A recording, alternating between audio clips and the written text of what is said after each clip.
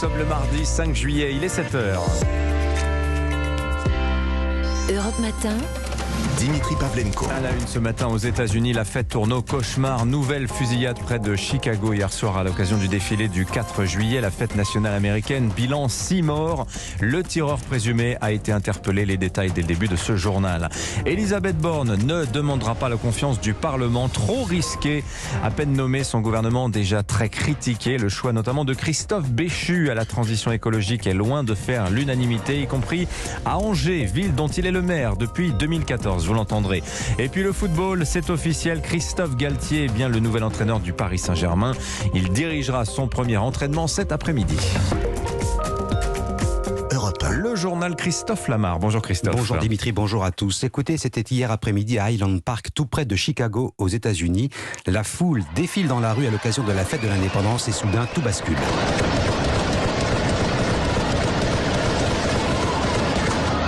Voilà, vous venez d'entendre les tirs d'armes automatiques et les cris de la foule captés par un témoin de la scène. Bilan, au moins 6 morts, une trentaine de blessés.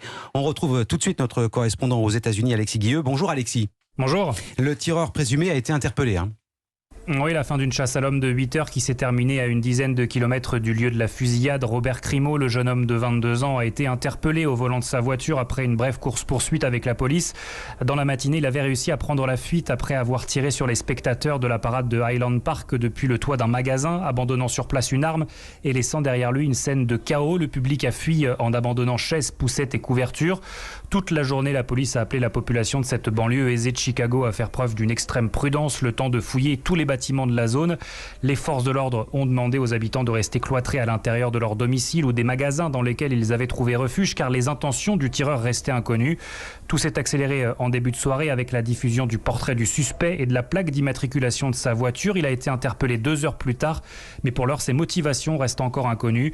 Une fête nationale endeuillée, mais un drame tristement quotidien aux États-Unis. Il s'agit de la 309e fusillade de masse depuis le début de l'année dans le pays. Alexis Guilleux, plus de 300 fusillades depuis le début de l'année. Les armes à feu ont déjà fait plus de 22 000 morts aux États-Unis selon le site Gun Violence Archive, statistique qui inclut les homicides et les suicides. Il est 7h02 sur Europe 1. Cette fois, il est au grand complet. Le gouvernement d'Elisabeth Borne en ordre de marche. 41 ministres et secrétaires d'État, 19 entrants et 5 partants. Parmi les promus, on trouve Christophe Béchu. Ce proche d'Édouard Philippe succède à Amélie de Montchalin au ministère de la Transition écologique.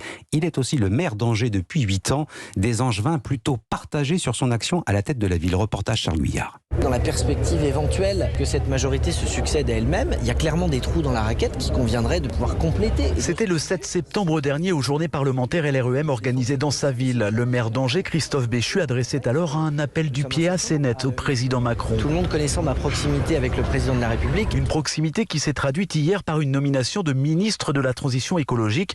À la mairie d'Angers, forcément, on s'en félicite, notamment Hélène Krupeninck, l'adjointe à l'environnement. Pour moi, ça a tout à fait du sens. Quand on voit la manière dont les choses se développent à Angers, la transition écologique, c'est l'une des 3 priorités du mandat 2020-2026. Un enthousiasme loin de faire l'unanimité à Angers, pourtant désignée ville la plus verte de l'Hexagone. Et justement, pour l'opposante municipale socialiste Sylvia Camara-Tombini, Christophe Béchu n'a fait qu'hériter de cette situation. En termes d'écologie, il y a eu une prise de conscience qui est quand même très récente. Il me semble quand même important qu'on puisse nommer au ministère des personnes qui ont un minimum d'expérience dans ce domaine-là. C'est un très mauvais signal envoyé à l'écologie. Et Christophe Béchu pourrait effectuer son retour à Angers dès vendredi. Il y est attendu de longue date au parc floral Terra Botanica dont il avait initié la construction il y a 12 ans lorsqu'il présidait le département. Angers, Charles Guyard, Europe 1. Alors, dans ce nouveau gouvernement, il y a les entrants, les sortants et ceux qui changent de portefeuille. Olivier Véran, ainsi, devient porte-parole du gouvernement. C'est lui qui a dû justifier devant la presse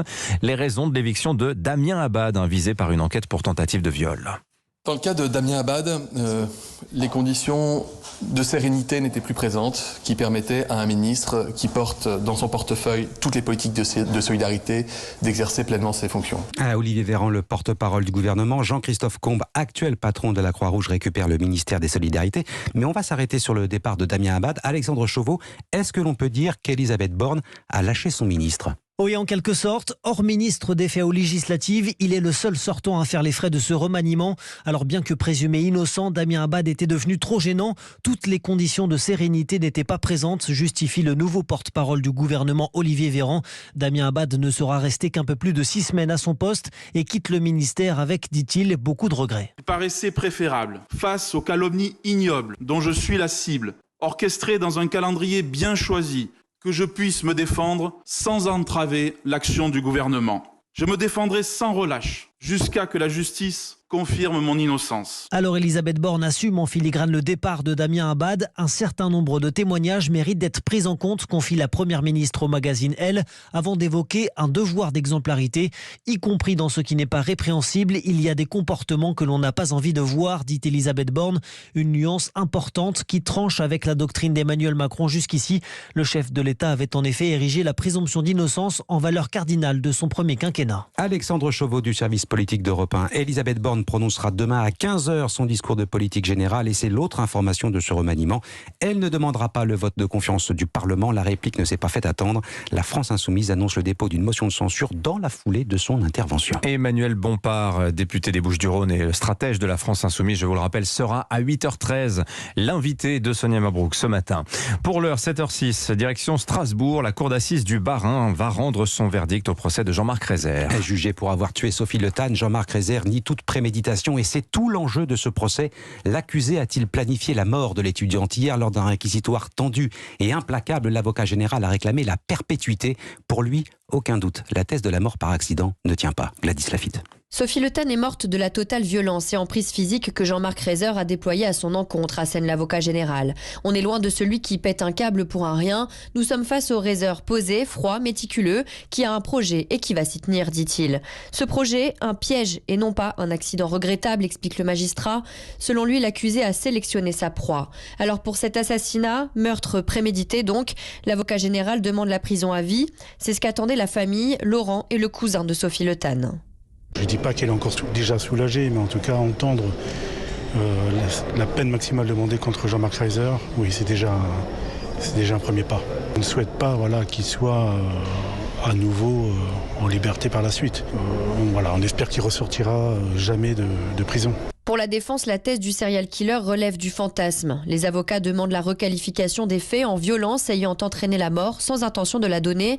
Et dans ce cas, la peine maximum est fixée à 30 ans. Jean-Marc Rézère en a 61. Il sera fixé sur son sort dans la journée.